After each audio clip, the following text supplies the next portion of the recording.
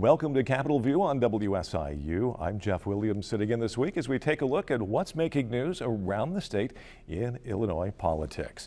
Well, at the top of the news feed this week, we remember the life and times of former Illinois Governor Jim Edgar, who passed away over the weekend following a battle with pancreatic cancer. We also remember conservative activist Charlie Kirk, who was shot to death on a college campus in Utah last week. We'll take a closer look at those stories, plus probably a few more things this week on Capitol View.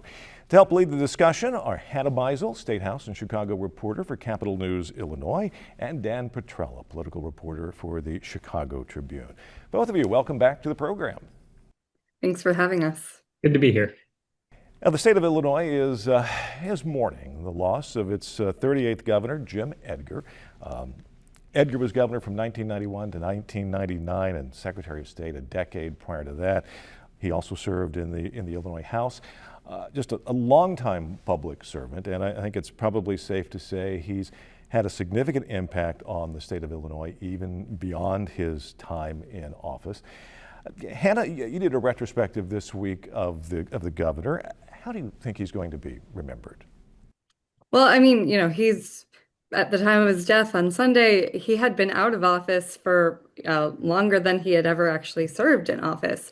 But even so, he remained one of the most popular governors, we've ever had. And I think some would joke that the bar is low. Some people know about the book that's called Illinois Governors, Mostly Good and Competent Men. And, which maybe would exclude the four who have gone to prison.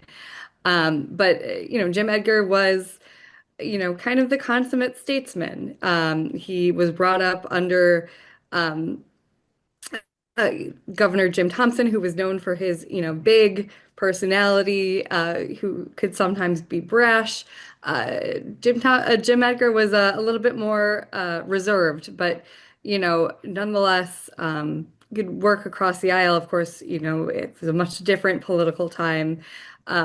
Jim Edgar considered himself a moderate Republican and, didn't shy away from the fact that he was a pro-choice Republican, which was, a label that, a political generation ago was not that radical. It was still a bit rare, but in Illinois, where Republicans reigned for a long time, hard as it is to believe now, there was, he was not alone. There were other pro-choice Republicans.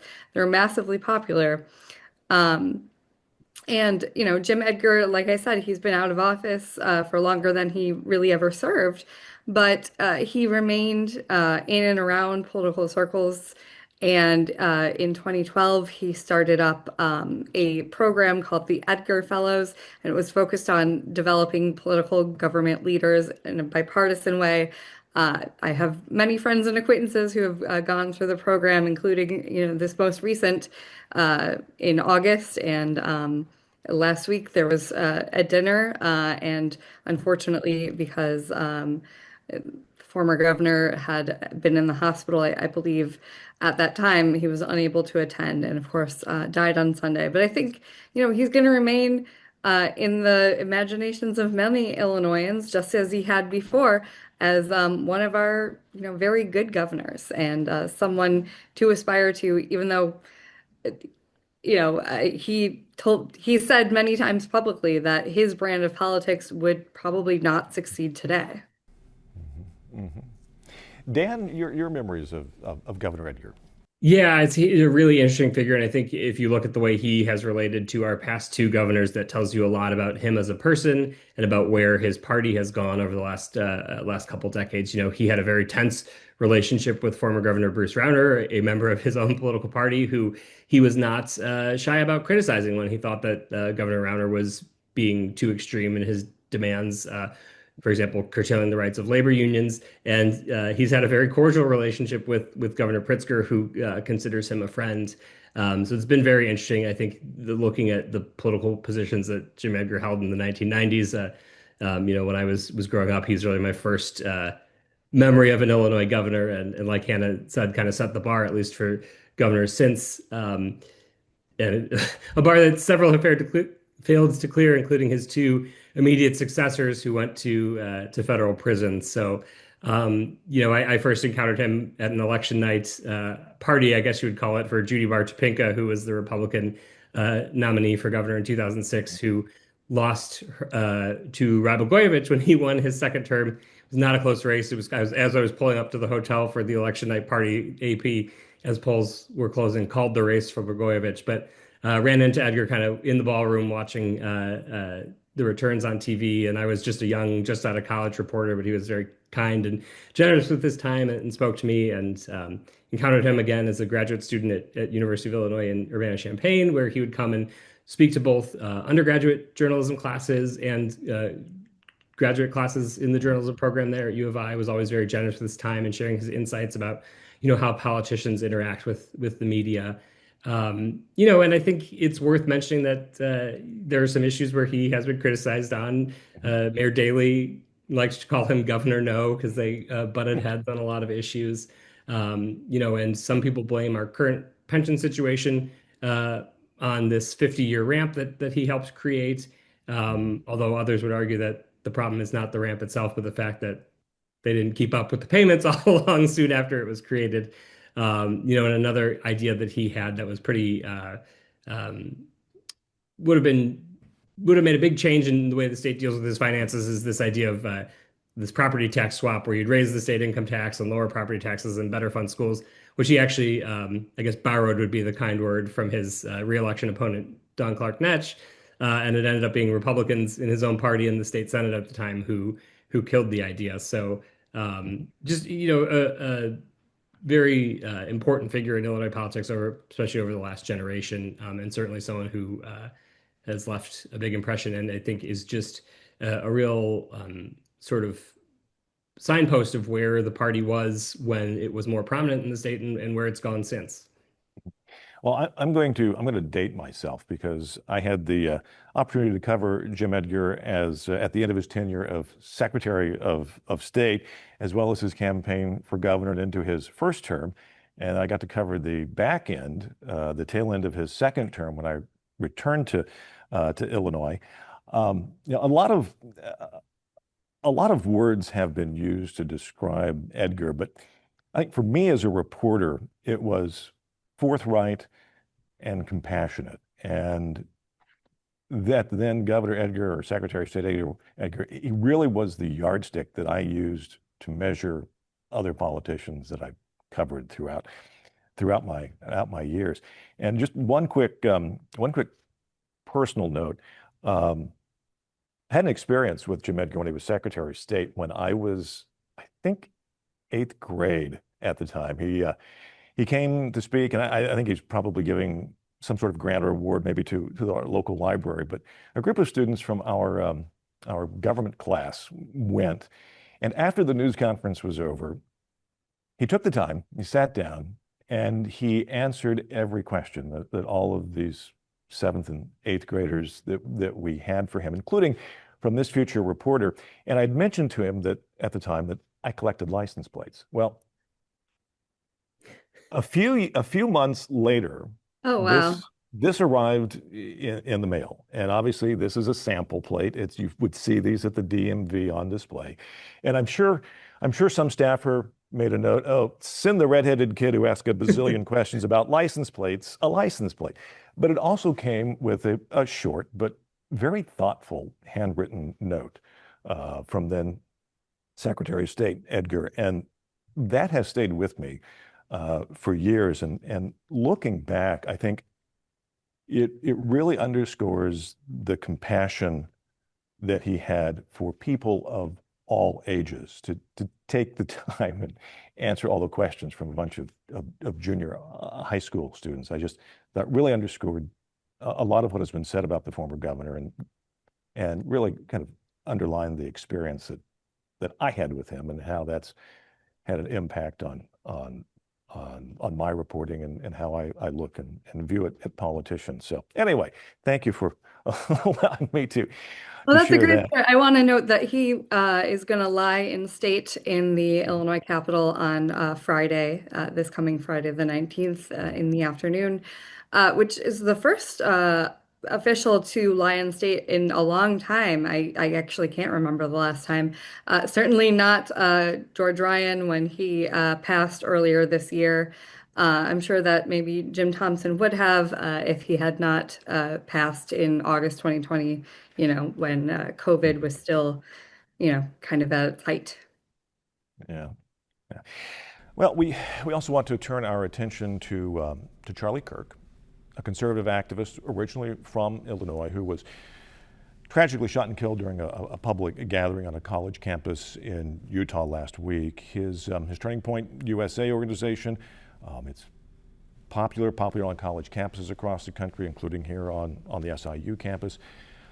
An absolutely tragic and horrific event, regardless of your political affiliation or what you may have thought of Charlie Kirk personally. Dan, what kind of impact does an event like this, do you think, have on society, especially when there is so much political polarization in the country right now? Yeah, it's really a terrible sign of where things are at in our politics. And I think one of the concerning things is, the rush from people on both sides of the political spectrum to try to assign the shooter to the other camp based on, scant pieces of evidence that have come out. It is really concerning. I was speaking with Robert Pape, who's an expert on political extremism and political violence at the University of Chicago yesterday. And he talked about this idea of sort of this violent populism, is I believe the term that he's using now to describe rising violence both on the right and on the left, just over the last few years with the assassination of the state lawmaker in Minnesota and the attack on Nancy Pelosi's husband and the assassination attempts on President Trump when he was running for a second term, and the attempt to burn down Governor Josh Shapiro's house in Pennsylvania. And it's really concerning the way it is being, just what it means for the state of our politics and the level of violence that we're seeing. And also, it's concerning to see the ways in which the Trump administration has responded and before all the facts are known, using it as a way to, declare war, maybe is a bit of an extreme term. I can't remember the president's exact words off the top of my head, but stoke this animosity toward folks on the left. Governor Pritzker has gotten some criticisms for his response that he made, in the afternoon after the shooting happened. I believe it was before it was known that he had died. Pointing to the president's rhetoric and violence on January 6th and things like that as sort of this culture of political violence that we're in right now. But, it's concerning, I think, as well, to see some folks on the right in one breath holding up Charlie Kirk as a champion of free speech, and then in the next breath trying to use his death as a reason to clamp down on First Amendment rights. We had the Attorney General in an interview earlier this week invent a hate speech exemption to the First Amendment that, as far as I am aware, does not exist anywhere in legal precedent in the United States. And that's, I think, an idea that was really anathema to many conservatives and Republicans, previously. So just it, like you said, you can debate the merits of Kirk's viewpoints, and I think it's not really debatable that some of the language that he used was shrouded in racist language and misogynistic language and homophobic language. But he was somebody who would go out and speak with folks who had different points of views, which is something that not everybody is willing to do these days. So add to that all the concern over what's going on with the president's threats of, which I think we're going to maybe get to a little bit, but using the National Guard or these immigration crackdowns and things, that it's sort of just adding to this powder keg environment that we're in right now, which I think is scary for a lot of folks and folks all across the political spectrum, because, as I alluded to earlier, this is not happening just, from one side to the other. It's really, over the longer scope of history, more violence has come from the right, but it's rising on both sides right now, and that's a very concerning environment to be in. Yeah. And the alleged shooter, Tyler Robinson, is charged with murder, and prosecutors have said that they will seek the death penalty in that case. Dan, as you alluded to, Operation Midway Blitz continues in Chicago, an intensive immigration enforcement crackdown by ICE and the Department of Homeland Security. Dan, Hannah, what's the latest in terms of what's going on in the Chicago and surrounding area?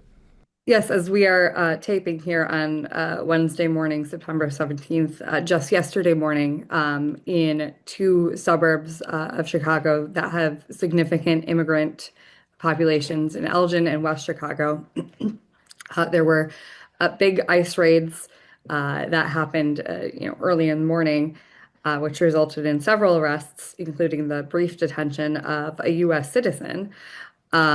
These are a result of there's this big immigration enforcement figure who had apparently led a lot of raids in California over the last several weeks that resulted in, I believe, 5,000 arrests there. He's now turned his attention to Chicago. These arrests in Elgin included him, and I guess Kristi Noem was actually DHS Secretary Kristi Noem was briefly also physically there for the beginning of the raid. These arrests are highlighted on social media and conservative media, and these are apparently separate-ish from Operation Midway Blitz, but all really the same thing. And last week we also saw the shooting death of another undocumented immigrant in Franklin Park related to an ICE enforcement action. So things are ramping up. We have so far, sort of separately not seen the National Guard deployed to Chicago, despite the war of words between President Trump and Governor J.B. Pritzker. But like Dan said, it at least according to Governor Pritzker, I think a lot of other folks who study, how this kind of pressure tactics work, the idea is to have these raids kind of spur protests, which then becomes a pretext to sending in the National Guard and militarizing the city of Chicago or even beyond.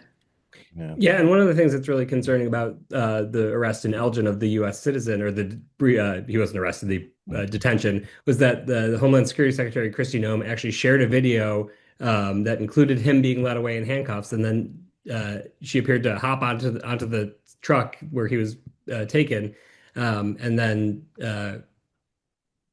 she doesn't ever say, or as far as I'm aware, has not said that this was an accidental detention of a U.S. citizen in the immigration raid. So, and this is not the first story where something like that has happened. So that is quite concerning, I think, to anybody who is concerned about civil liberties. Yeah, this type of enforcement, I would imagine, has to take its toll. What is your sense of the feeling within the city? I think people are very tense. I think particularly in immigrant communities. The recent Supreme Court decision allowing sweeps to continue in California, that had been halted due to concerns about racial profiling, I think raises that concern. Folks are scared. There's reports of, people not going out to eat or to shop or being concerned about taking their kids to school. The gentleman in Franklin Park, I believe, if I remember correctly, had just dropped off a kid at school when that incident happened. So really, it is a heightened level of concern. We saw State Senator Karina Villa in West Chicago sort of chase away some ICE agents yesterday, or who appeared to be ICE agents, federal agents of some kind. So there are folks who are out there, sort of from their perspective, protecting members of their community. But it is a very tense situation. This Elgin situation, they, blew in the doors of this house basically at 6 o'clock in the morning. And the gentleman who is a U.S. citizen who is detained said, my kids stay here with me on weekends. I'm glad that this, they were not here when this happened. So I think people are very much on edge. There are people who, support this as well. I don't, and think that if people have not entered the country through legal means, they should be deported. But I do think there's a heightened level of concern all across the Chicago area. We'd also be remiss to not mention that this is happening around Mexican Independence Day, which is September the 16th. And there are, very big populations of Mexican immigrants who have been here for many, many years. Um, in addition, of course, in the last several years, our the a lot of the focus has been on these newer immigrants who have come from places like Venezuela, Colombia, who have come up through Mexico. But it's also, affecting these immigrant communities who have been long, long established, who, unlike asylum seekers, are working and have been working for many years, are taxpayers. Um, and, because of course, these newer immigrants who are seeking asylum, they can't work because it takes a very, very long time for them to get work permits, if at all. Um, and, it's very disruptive because, you know, because the US Supreme Court, like Dan mentioned, has, basically given tacit approval to racial profiling. It means that federal agents can target places, including, where folks would do, show up for, say, day laboring or landscape work or, anything that you can imagine. And, Governor Pritzker, I believe, said this week basically they're targeting people with brown skin. And, according to the Supreme Court, that is, again, tacitly approved. In the couple of minutes that we have left, wanted to take an opportunity for each of you. What are something that you're going to be watching in the days or weeks ahead? Well, I'm hoping that this situation we've been talking about calms down a little bit, and we can move on to some other things. But I think the way that this proceeds is going to be a top story that we're going to be following. In particular, I think one of the concerns is the lack of transparency from the federal government on who the folks are that they're detaining and where they're being taken, and some of the limited information they do release about the folks who are taken into custody isn't always easy to check out, or they claim they're the worst of the worst, but then when you go and look at the actual court records, it tells a different story. Or they claim folks have been taken as part of this operation, but actually you find out that they were detained previously in a different state and that sort of thing. So trying to get as many answers as we can out of an administration that is frankly not very interested in answering questions, I think is going to be very important. And then seeing what the political consequences are. Again, Trump going back and forth, it seems, every other day about whether he's going to use the National Guard here. Yeah, and just whether anything happens in the coming weeks to sort of lower the overall temperature of everything we've been talking about today. Mm-hmm. Hannah? Well, in just a few weeks, former Illinois House Speaker Michael Madigan is set to report to prison. Last I checked, I don't think he has been assigned a certain facility yet within the Federal Bureau of Prison Systems. But, he's been, as I said on the program before, sentenced to 7.5 years in prison. I covered his trial and all of the other related trials. And we'll have to cover at least one more redo of a trial in those long line of them.